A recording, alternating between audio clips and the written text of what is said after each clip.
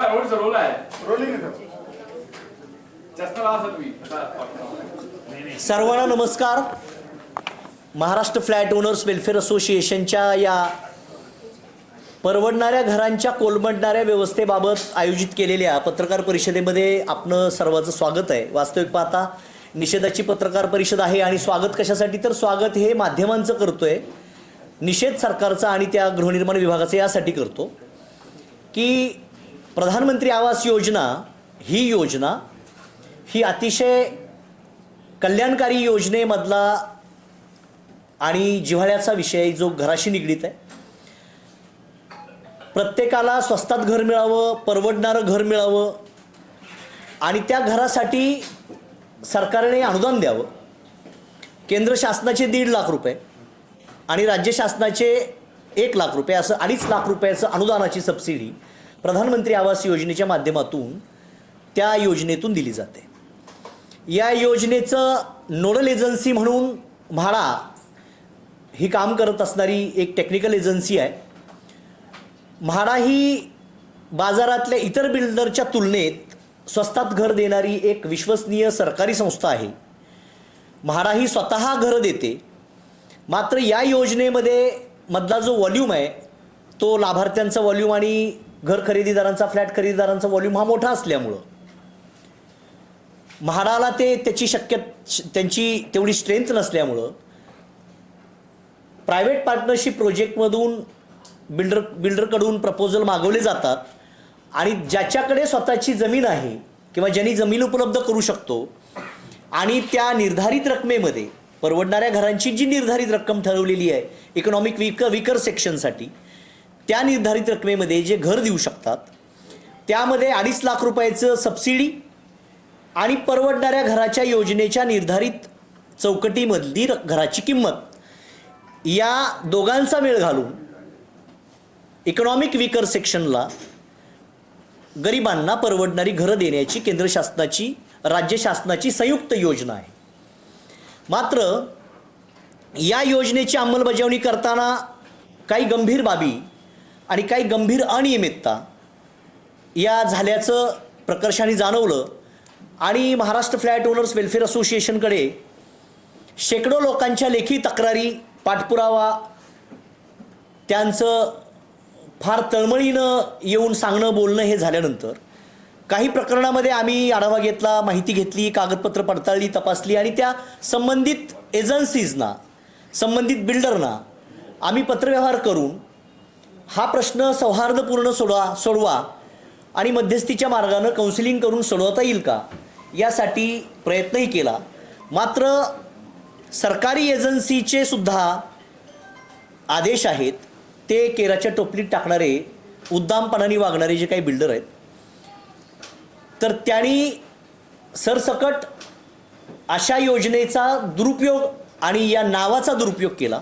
वास्तविक पाहता म्हाडा ही nodal agency आहे. म्हाडा ही या प्रकल्पामधली प्रधानमंत्री आवास योजनेमध्ये म्हाडा स्वतः इनिशिएटिव्ह घेत नाही.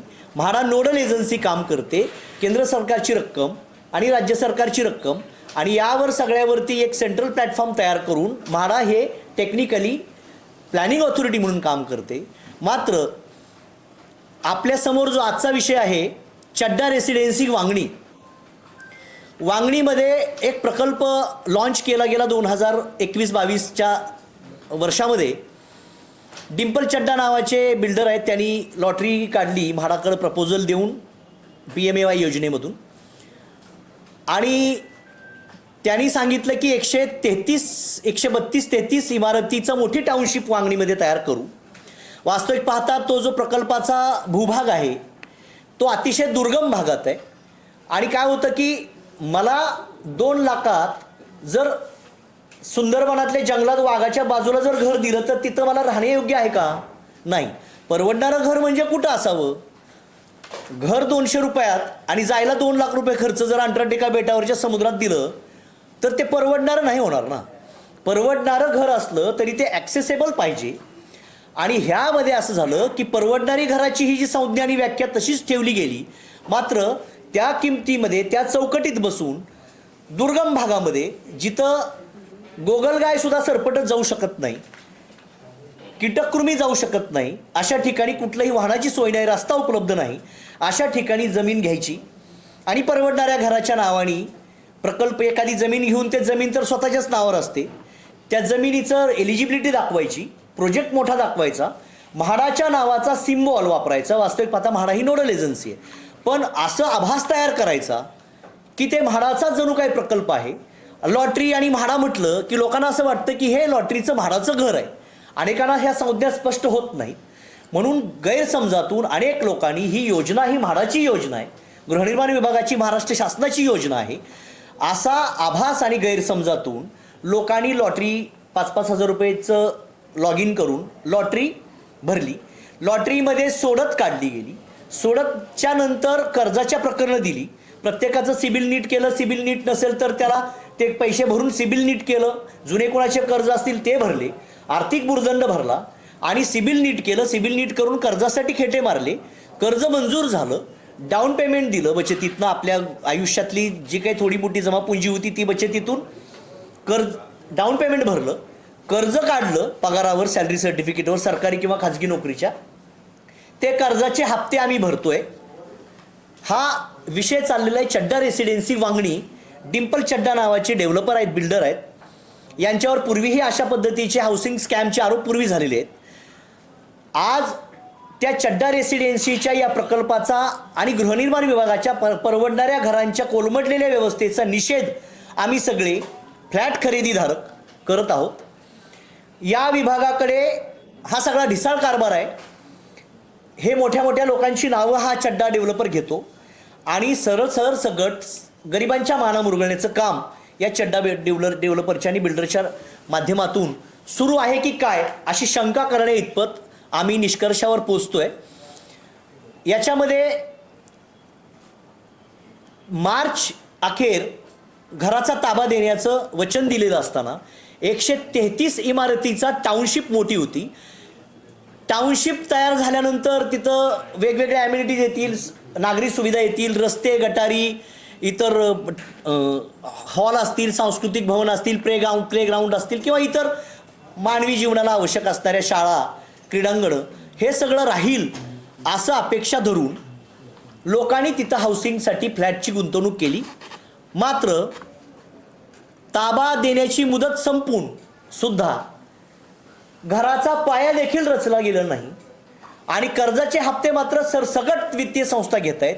यामध्ये म्हाडा, गृहनिर्माण विभाग, संबंधित डेव्हलपर आणि संबंधित बँकेचे फायनान्स देणारे जे काही ते टेक्निकल एक्सपर्ट आहेत, आर्किटेक्टनी ज्यांनी प्रमाणपत्र दिलं, कारण टप्प्याटप्प्याने जशी बिल्डिंग उभं राहते तशा टप्प्याटप्प्याने ते पैसे कर्जाचे दिले गेले पाहिजेत. मात्र इमारतीचा पायाचा पत्ता नाही. मात्र वित्तीय संस्थांनी हे कर्ज दिलेत. हाऊसिंग स्कॅम बरोबर हा बँकिंग लोन फ्रॉड आहे. यामुळं तात्काळ गृहनिर्माण मंत्री एकनाथ शिंदे साहेबांना आमचं या आपल्या पत्रकार परिषदेच्या माध्यमातून आणि आपल्या सर्व पत्रकारांच्या आणि माध्यमांच्या माध्यमातून आम्ही विनंती करतो की अतिशय गरीब कुटुंबातील विकर सेक्शनमधील हे कुटुंब आहेत. परवडणाऱ्या घराच्या आणि म्हाडाच्या आणि गृहनिर्माण विभागाच्या महाराष्ट्र शासनाच्या नावावर विश्वास ठेवून अनेकांनी, हजारो कुटुंबांनी याच्यामध्ये पैसे गुंतवलेले आहेत. प्रत्यक्षात वस्तुस्थिती जर पाहिली तर 2-4 थडगी 2 वर्षापूर्वी, 1.5 वर्षापूर्वी जी बांधून ठेवलेली आहे त्याच्यावर शेवाळं गवत आलं. मात्र सध्या त्याच्यात कसलीही प्रगती नाही. सुरुवातीला ज्या वेळेला ह्या प्रकल्पाची जाहिरात करायची होती त्यावेळेला जसं काय आता रशियाच्या आणि जपानचं युद्ध सुरू झालंय, एवढ्या ताकदीनं मशिनरी वगैरे डेमो दाखवला, इतके फास्ट कामगार फिरत होते, इतक्या मशिनरी फिरत होते, हे सगळं जाहिरातीत, व्हिडिओमध्ये, डेमोमध्ये दाखवलं, जेणेकरून लोकांना असं वाटलं की आता हे 2च महिन्यात घर मिळतं की काय आणि मी नाही लॉटरी भरली तर मी राहतो की काय, असा इनसेक्युरिटीचा आणि लोकांच्या मनात असा भाव तयार झाला. आणि सगळ्या बाबतीत शितापीनं सगळ्या यंत्रणांचा आणि सगळ्या चिन्हांचा, सरकारी नावाचा गैरवापर करून, अनुचित वापर करून या चड्डा डेव्हलपरच्या माध्यमातून आणि गृहनिर्माण खात्याच्या दुर्लक्षामुळं अनेक फ्लॅटधारकांची, शेकडो हजारो फ्लॅटधारकांची फसगत झालेली आहे. हे हिमनगाचं टोक आहे. आमच्याकडे आलेल्या तक्रारी साधारण 200च्या पुढे आहेत. मात्र ज्यावेळेला त्यांनी हे प्रकल्प डिंपल चड्डारी हा प्रकल्प सुरुवातीला लॉन्च केला होता, त्यावेळेला 26,000 लोकांना घरं देणार असा त्यांनी संकल्प करून पत्रकार परिषद घेऊन मोठ्या जाहिराती केल्या. पूर्ण रेल्वेच्या ट्रेन लोकल गाड्याच्या म्हाडाच्या जाहिरातीनं भरल्या आणि रांगा करून लोकांनी लॉटरीसाठी पैसे भरले. आणि एवढं सगळं करून आज प्रत्यक्षात वस्तुस्थितीमध्ये त्या प्रकल्पाच्या ठिकाणी काहीही नाही. आणि ट्रान्सपरंटली काय प्रोजेक्ट आहे, किती तयार झालंय, अनुदानाची किती रक्कम गेलेली आहे, त्याच्यातली जी थर्ड पार्टी टेक्निकल एजन्सी आहे त्या एजन्सीनी याची कसलीही पडताळणी केली की नाही, या बाबतीत पारदर्शीपणाने फ्लॅट खरेदीदारांना ना सरकारी विभाग ना डेव्हलपर हे कोणीही कसल्याही प्रकारे याच्याबाबत कुठलीही माहिती पारदर्शीपणाने द्यायला तयार नाही. प्रत्यक्षात प्रकल्पामध्ये ज्यांनी पैसे गुंतवले त्यांचा अनुभव ऐका. नाव सांगून तुमचं. नमस्कार, मी पायल निशार. मी चड्डा रेसिडेन्सी इथे 2021 मध्ये यांची लॉटरी निघाली होती. तेव्हा मी लॉटरीमध्ये नाव टाकलं होतं. त्यांनी असं लॉटरीमध्ये म्हणजे सांगितलं त्यावेळी की ज्यांचं पूर्ण भारतात म्हणजे कुठेही स्वतःचं घर नाही आहे अशी लॉटरी ह्यांनी काढली होती. तर त्यावेळी आम्ही 5,000 देऊन तिथे आम्ही लॉटरीमध्ये नाव टाकलं आमचं. आणि त्यानंतर मग लॉटरीमध्ये नाव टाकल्याच्या नंतर काही 1 वर्षानंतर आमचे बिल्डरने म्हणजे 2022मध्ये आमचे रजिस्ट्रेशन आणि बँकेचे हप्ते वगैरे चालू केले. बँका पण ह्यांच्याच. बँका आम्ही बोललो की आम्ही आमच्याकडून लोन करतो, नाही. बँका म्हणे की आमच्याकडेच तुम्ही लोन करायचं, आम्ही सगळं तुम्हाला करून देणार. त्यानंतर मग झाली 2 महिन्याच्या नंतर मग रजिस्ट्रेशनची प्रोसेस झाली 2023मध्ये. आणि मग त्याच्यानंतर आमचे हप्ते चालू झाले. ते आता 2026पर्यंत अजून आम्ही फक्त हप्तेच भरतोय. नाही करून ते 2 ते 2.5 लाखापर्यंत फक्त आम्ही प्री EMI भरून झालो आतापर्यंत. बँकेला जेव्हा आम्ही सांगतो की आमची मुद्दल चालू करा, पण बँक ते पण ऐकायला तयार नाही आहे. बँक बोलतात नाही, जेव्हा तुमच्या हातात चावी देणार त्याच्या सेकंड डे आम्ही तुमचे मुद्दल अमाऊंट चालू करणार. प्लस आता तिकडे 5-6 वर्षांमध्ये फक्त 4च बिल्डिंग बांधलेलं आहे तिकडे बिल्डरने, फक्त 4. आणि 133चा प्रोजेक्ट आहे त्याच्यामध्ये त्यांनी फक्त 4 बिल्डिंग बांधल्यात. आणि दर 6-6 महिन्याला 2-2 महिन्याला एकच सांगतो, आता गणपतीला पोझिशन देणार, दिवाळीला पोझिशन देणार, पाडव्याला पोझिशन देणार. बस फक्त हे 5 वर्षामध्ये त्याने हेच केलेलं आहे एवढं. आणि माझा जिकडे जो प्रकल्प आहे तो एक 72.5 एकरमध्ये तिकडे फक्त खड्डा खणलेला आहे. त्याचे फक्त तुम्ही बोलाल तर फक्त मी त्या दगडाचे पैसे तिकडे फक्त प्री EMI 2 ते 2.5 लाखपर्यंत आता भरलेला आहे. बाकी काहीच तिकडे काम कसलं काही झालेलं नाही. बस. आणि एवढं आम्हाला एक हे आहे की MFकडे आम्ही आलो की आम्हाला न्याय मिळावा. मॅडम तुमची मागणी काय? हां, तुमची मागणी काय? एक मिनिट पहिलं सगळ्यांचं होऊ द्या, मग नंतर प्रश्न उत्तर घेऊ द्या. थोडंसं नाही थोडंसं नॅरेशन होऊ द्या, नंतर मग काय भरकटत जाईल. आम्ही तुमचा विषय फॉर्म भरला, लॉटरी लागली आणि त्यांनी सांगितल्याप्रमाणे 2021 पासून पूर्ण फॉलोअप घेतोय. रजिस्ट्रेशन झालं, लोनची प्रोसेस झाली, प्री EMI भरतोय. परंतु माझ्या घराचा, माझ्या फ्लॅटचा फाउंडेशन सुद्धा त्यांच्याकडे रेडी नाही.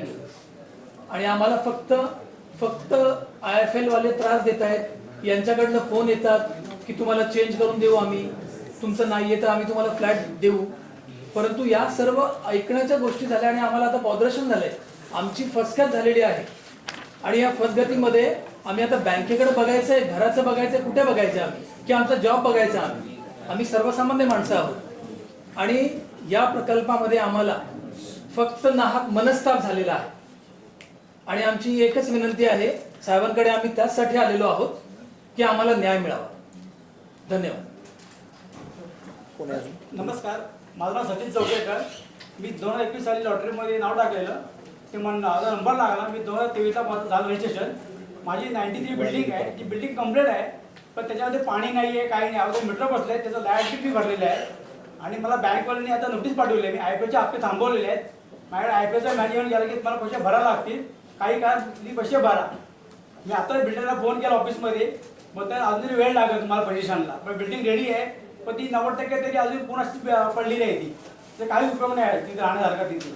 आणि आता बोलले की तुम्हाला गणपतीला देणार पैसे. आता 15 ऑगस्टला त्यांनी मिटिंग लावलेली, मला फोन केला ऑफिसमधून, मी गेलो नाही.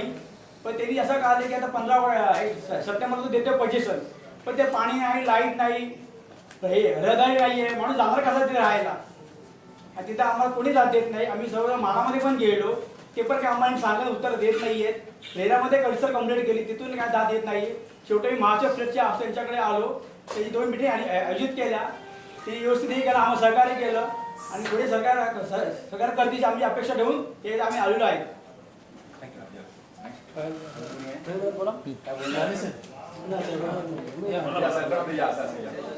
पुढे या. चड्डा डेव्हलपर्स विथ म्हाडाचा टायप असलं आहे असं कळल्यामुळे मी तिथे माझे म्हणजे लॉटरीचे पैसे भरले. तर स्टार्टिंगला जेव्हा मी पैसे भरले ना, तर मला सांगितलं माझ्या भावाने आणि मी, आम्हाला वाटलं स्वस्तामध्ये घरं मिळत आहेत, त्याच्यामुळे आम्ही म्हटलं करूया, तिथे होऊन जाईल आपलं घर, म्हणून आम्ही माझ्या भावाने आणि मी दोघांनी पैसे भरले. तर आम्हाला डायरेक्ट लॉटरी देतो असं सांगून आमच्याकडून लॉटरी लागण्या अगोदर 10,000 आणि लॉटरी मिळाल्यानंतर 10,000 असे एक्स्ट्रा पैसे घेतले आमच्याकडून. आणि नंतर मग एकच रूम, मला A93मध्ये 302 असा 3rd फ्लोअरवरती रूम दिला होता. तर तोच रूम, सेम रूम आणखीन एका व्यक्तीला अलाउड केला होता. तर मग 2 रूम म्हणजे एकाच रूमचे 2-2 जणांना कसं काय तुम्ही देणार, त्याच्यामुळे भरपूर वाद झाला. आम्ही तिथे बोललो, तर आम्हाला तिथे समजवलं, म्हणजे त्यांचे जे मॅनेजर आहेत मोरे साहेब म्हणून, त्यांनी समजवलं की नाही ते असं होतं, एवढा मोठा प्रकल्प आहे, थोडासा गोंधळ होता, तुम्ही समजून घ्या, असं करून आम्हाला समजावून ना त्यांनी मला म्हटलं तुम्हाला चांगला व्ह्यू असलेला दुसरा रूम देतो. पुन्हा त्यांनी मला 107मध्ये, माझ्या भावाने ऑन द स्पॉट तो फ्लॅट कॅन्सल केला, नको मला म्हणून, पण मला समजवल्यामुळे मला घराची गरज होती. तर मी म्हटलं की ठीक आहे, की आता काम चालू आहे एवढ्या जोराने तर मिळेल.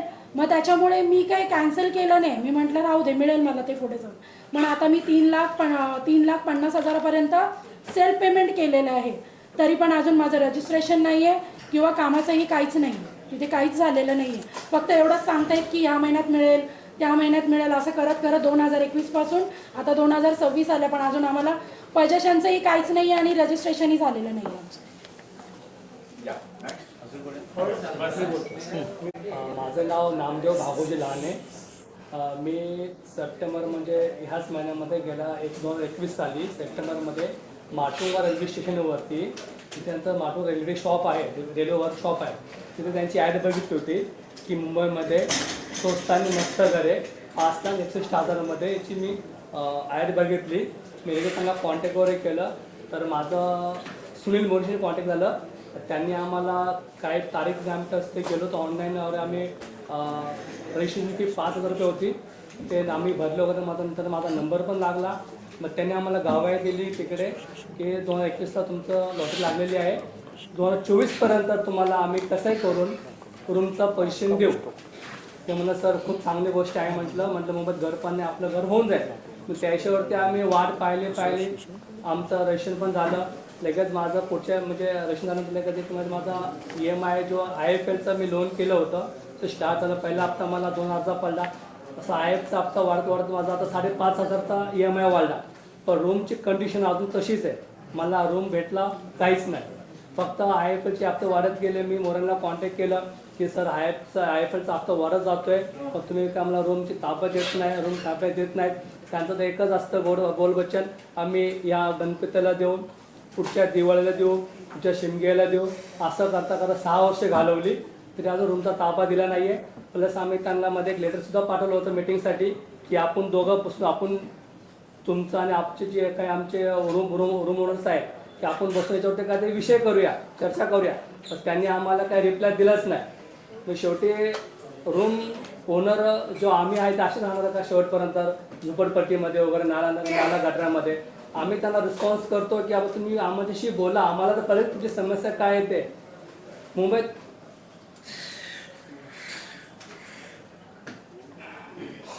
सगळ्यांना वाटतं की मुंबईत हक्काचं घर हवं आहे, पण हा हलकट माणूस बसला चड्डा डेव्हलपरवाला फक्त बोलपुचन करतो की आम्ही देऊ, पण आम्हाला अजून रूम नाही केलं त्याच्याकडून. आता माझं वय 45 इयर्स आहे, अजून किती वर्ष जगेल कोणती गॅरंटी नाही आहे. आजकाल माणसं खूप हार्ट अटॅकने जातात वगैरे, टेन्शन वगैरे.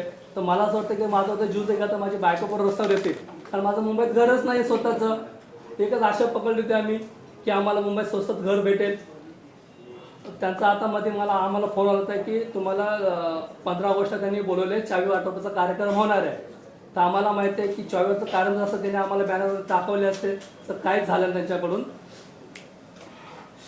मी फक्त एवढंच आशा करतो आगड साहेबांना की सर तुम्ही आम्हाला लवकर तुम्ही आम्हाला द्यावा सर, हीच आमची अपेक्षा आहे. गैरसमज कारण होईल त्यांचा. आम्हाला चट्यावर कुठलीच अपेक्षा नाही आहे चट्याकडून. आमची अपेक्षा फक्त एकच माणसाला लागली आहे आरगड साहेबांकडे. तर तुम्हाला आमच्याकडची विनंती आहे की तुम्ही आमचा लोक आम्हाला तुमचा ताबा द्यावा. धन्यवाद सर. परवडणाऱ्या घरांची जी योजना आहे त्याच्यामध्ये सबसिडी ही फक्त 2.5 लाखाची आहे आणि उरलेली रक्कम घराचं जे काही उरलेली किंमत आहे ती लाभार्थीने स्वतः द्यायची. आणि जर व्याजच 5 लाख झालं तर त्या सबसिडी नलिफाय झाली ना. व्याजाची किंमत जास्त आणि सबसिडीची किंमत कमी झाल्यानंतर परवडणारं घर नव्हे तर ओरबडणारं घर होईल ते. कारण ते ओरबडणाऱ्या घराची योजना आहे का परवडणाऱ्या घराची योजना आहे हे गृहनिर्माण विभागाला विचारलं पाहिजे. आणि आमचं एकच मत आहे की म्हाडा आणि टेक्निकल एजन्सी आणि बँक यांची संयुक्त बैठक घेऊन हाऊसिंग मिनिस्टर एकनाथ शिंदे साहेबांनी या विभागाकडे प्रत्यक्षात पटपट लक्ष देऊन हे सगळं सोडवलं पाहिजे. कारण ते मुख्यमंत्री असतानाच्या काळातच त्यांनी ही योजना सुरू केलेली आहे. ते एकनाथ शिंदे साहेबांचं नाव घेऊनच हा चड्डा डेव्हलपर महाराष्ट्रात आला आहे. हे पूर्वी तिकडं नॉर्थमध्ये कुठंतरी काहीतरी स्कॅम करून पण आल्याची माहिती आहे. मात्र आमचं मत एवढंच आहे की जे कमिटमेंट केलेली आहे ही कमिटमेंट ही याला नोडल एजन्सी म्हाडा आणि housing department of state of Maharashtra government of महाराष्ट्राचं हाऊसिंग डिपार्टमेंटनी जबाबदारी घ्यायची. कारण लोकांनी म्हाडा आणि सरकारी घर यावर विश्वास ठेवून पैसे भरलेले, ते काय खाजगी डेव्हलपरकडे दिलेले नाहीत. त्यामुळं नाव म्हाडाचं आणि फास मात्र चड्डाचा अशा पद्धतीनं गैरसमजात हे सगळे फसगत झालेले लोक आहेत. त्यामुळे एक तर इथून पुढं म्हाडानी अशा पद्धतीचं स्वतःचं लोगो वापरण्याची परवानगी कुठल्याही खाजगी डेव्हलपरला देऊ नये ही एक मागणी त्यातून फसगत होते. तुम्ही टेक्निकली खाली एखादं ओळ लिहा की नोडल एजन्सी म्हाडा आणि PMAYचे अप्रूव्ड प्रोजेक्ट, जसं रेरा रजिस्ट्रेशन लिहितात तसं म्हाडाचा सिम्बॉल वापरू नका, त्यातून लोकांचा गैरसमज होतो. एवढंच माझं मत आहे. आम्ही या बाबतीत CBIकडे तक्रारी करणार आहोत. आम्हाला अपेक्षा आहे, आम्हाला फौजदारी तक्रारी इतर तक्रारीपेक्षा या फ्लॅट खरेदीदारांना घर कसं मिळेल आणि यासाठी गृहनिर्माण विभाग नेमकी काय आता सोयीची आणि पर्यायी योजना किंवा पर्यायी व्यवस्था करतं हे आमच्या दृष्टीनं आशेच आहे. बाकी ते कुणी एखादा माणूस जेलमध्ये गेला काय आणि फासावर गेला काय ह्यांना न्याय मिळणार नाही त्यातून. कारण ह्या लोकांचं असं आहे की 100 कोटीचा फ्रॉड करायचा, जेलमध्ये जायचं आणि सांगायचं जेलमध्ये 100 कोटी रुपये 2 वर्षात कमवून बाहेर आला. या लोकांचं जे नुकसान होतं त्याला जबाबदार कोण? हाऊसिंग डिपार्टमेंटनी या लोकांचं पुनर्वसन आणि न्याय देण्यासाठी तात्काळ एक बैठक आयोजित करावी आणि तात्काळ यांना न्याय देण्यासाठी प्रयत्न करावा ही एकच माफक अपेक्षा आमची सरकारकडून आहे. टिटवाळावाले या. Maharashtra flat owners welfare association ने ये मुद्दा आज हाथ में अपने इसीलिए लिया है क्योंकि ये मुद्दा PMAY EWS स्कीम के अंडर जिन्होंने अपने सपनों का घर बुक किया था वो आज अपने सपनों के घर के लिए बहुत इंतज़ार कर रहे हैं.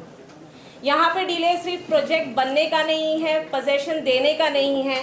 क्वेश्चन है misuse of funds given by the union and the state under the very scheme of Prime Minister having a vision to give सबको वो देना चाहते कि सबका हक का घर हो. इस प्रोजेक्ट के अंदर इस तरह के इश्यूज आए हैं और ये इश्यूज हमने आइडेंटिफाई किए हैं.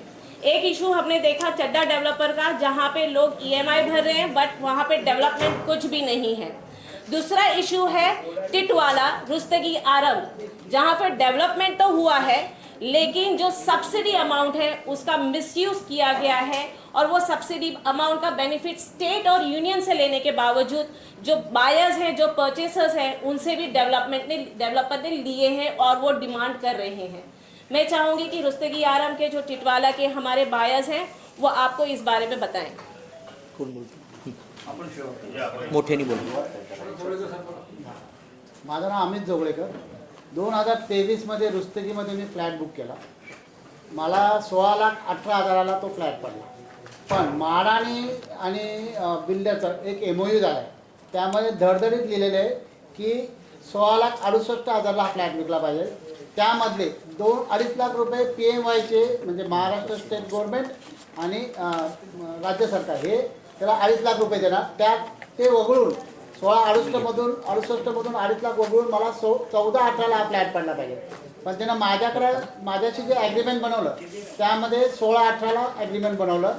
त्याच्यात माझ्याकडून त्यांनी 2 लाख रुपये एक्स्ट्रा घेतले. ते डेव्हलपमेंट चार्ज म्हणून घेतले, जो की तो घेऊ शकत नाही, कारण की हे EWSच्या स्टेटमेंटमध्ये आम्ही पडतो. तर 14-18च्या ऐवजी 16-18 माझ्याकडून त्यांनी घेतली. दुसरी गोष्ट, त्यांनी 2023 पासून आम्हाला पेनल्टी मारली की आमच्याकडून काही पेमेंट लेट झालं. पण आमच्याकडून जेव्हा पहिलं पेमेंट माझं गेलं होतं 2023ला, त्यानंतर 2 महिन्यात 1 महिन्यात किंवा 6 महिन्यात मला कळवायला पाहिजे होतं की तुझं पेमेंट लेट झालं आहे, तर मी पुढचे पेमेंट त्यांना व्यवस्थित बँकेकडून दिले असते. त्यांनी ते काही न करता 2025मध्ये नोटीस काढली आणि 16,000ची मला नोटीस पाठवली. 16,500ची नोटीस पाठवली की तुमचं लेट झाल्याबद्दल तुम्हाला 16,000ची पेनल्टी पाठवतो. माझ्यासारख्या काही लोकांना 1 लाख 1.5 लाख अशी पण नोटीस आलेल्या आहे की तुम्ही पेनल्टी भरा म्हणून.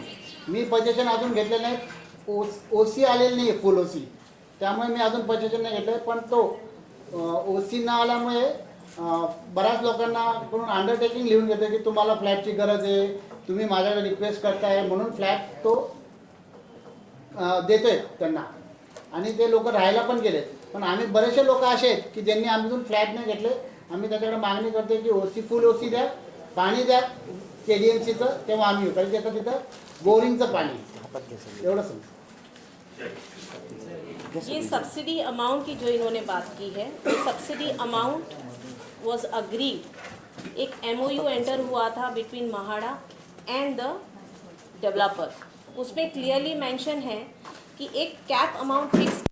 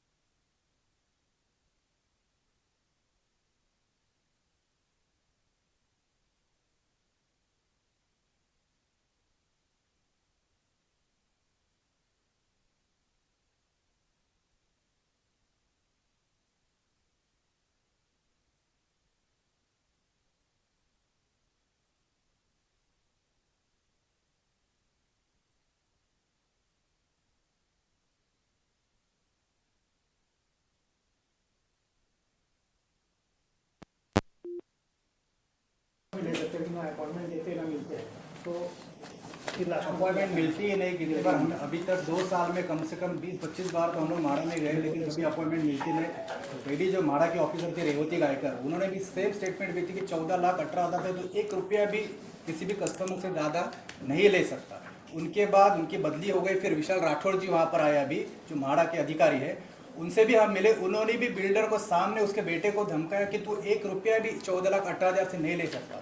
फिर बाद में उन्होंने बोला कि उसके ऊपर हम केस करेंगे। केस के लिए जो ऊपर के उनके चीफ है संजीव जी जायसवाल, उनके पास हम जा रहे अपॉइंटमेंट के लिए कि भाई उनके ऊपर केस करो। हम केस करना चाहते हो, कोई उसका जवाब नहीं, मिलते ही नहीं है।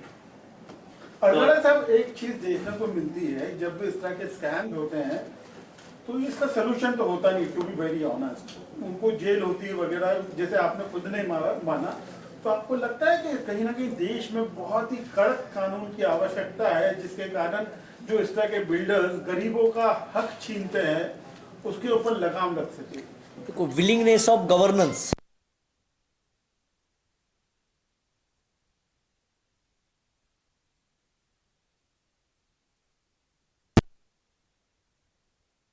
ऑब्जेक्ट के लिए उन्होंने पैसा इन्वेस्ट किया है, उनको इंश्योर करना, उनको सिक्योर करके, उनको प्रोटेक्ट करके, उनको उनके हक का घर दिलवाना, ये हाउसिंग डिपार्टमेंट का काम है। हाउसिंग डिपार्टमेंट इसको रेगुलेट करता है, कंट्रोल करता है। तो हमारी मांग ये है कि हाउसिंग डिपार्टमेंट इसकी जिम्मेदारी लेके उनको अल्टरनेटिव एकोमोडेशन दे। उनके ऊपर एफआईआर होना वो क्रिमिनल एक्शन होगी, but what about the civil right? Civil right, we want their right of the accommodation, right of the shelter. आपकी दोनों बातों के अंदर, इसके पहले वाले मामले में भी और इस मामले में भी, आपने सरकारी अधिकारियों के खिलाफ भी कंप्लेंट डाली है, क्योंकि बिना सांठगांठ के ये चीज नहीं हो सकती। सरकारी अधिकारी अपना नोटिंग और अपना डॉक्यूमेंट रख के सिर्फ निग्लेक्ट करते हैं। ऑन डॉक्यूमेंट सरकारी अधिकारी अपना एक लेटर देते रहते, रिमाइंडर देते रहते। अभी जैसे बात किया इन्होंने, वो राइटर मैडम ने और राठौड़ जी ने जब कंप्लेंट किया कि जो फ्रेम है, फ्रेम से ज्यादा पैसा मांग रहे हैं डेवलपर बिल्डर, जब पोजीशन का टाइम आ रहा है तो लोगों को आप ज्यादा पैसा मांग रहे हो, तो ये मिस एप्रोप्रिएशन ऑफ फंड हो गया, उसका मिसयूज भी हो गया। लेकिन जब इन्होंने शिकायत की, शिकायत के बाद एक मीटिंग लिया, नॉट ए हियरिंग, दैट वाज जस्ट अ मीटिंग। मीटिंग लेने के बाद मीटिंग में उन्होंने एक नोटिंग तैयार करके रखा। क्यों? ये जब सब कर रहे हैं तो सरकारी अफसरों के ध्यान में सब कुछ आ रहा है, नोटिस में सब कुछ आ रहा है, लेकिन वो एक कागज तैयार ऐसा करके रखते हैं कि हमने तो हमारा काम किया था, कागज पे काम किया, इंप्लीमेंटेशन नहीं किया। तो ये नरोवा कुंजरो हो गया। हाथी गया क्या इंसान गया मालूम नहीं, तो गया तो कोई गया। इसलिए सरकारी अफसर इसमें अपना रिकॉर्ड तैयार करके साइन लेके रख देते हैं टेबल में। पिस्ता कौन है? पिस्ता है बेनिफिशियरी। तो इसलिए सरकारी अफसर इसमें शामिल है, लेकिन वो इन्वेस्टिगेशन करना, उसका क्या निकालना है, उसमें क्या कार्रवाई होगी, इससे इनको घर नहीं मिलने वाला है। घर मिलने के लिए हाउसिंग मिनिस्टर की विलिंगनेस चाहिए। हाउसिंग मिनिस्टर सेंसिबल और संवेदनशील एक अच्छे इंसान है एकनाथ शिंदे जी। तो एकनाथ शिंदे जी ने आज तक बहुत हेल्थ लोगों को असिस्ट किया, आरोग्य योजना बहुत अच्छे से निभाई है।